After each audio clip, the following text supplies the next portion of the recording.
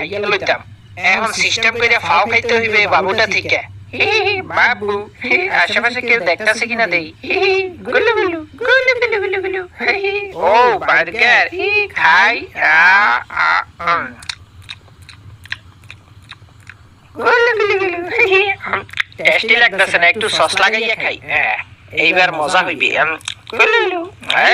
গুলু আরে আল্লাহর বলা কিটা করে এই নাও বাবু তুমি খাও খুবই টেস্ট আপনার বাচ্চাটা খুবই কিউট আছে এর মুখটা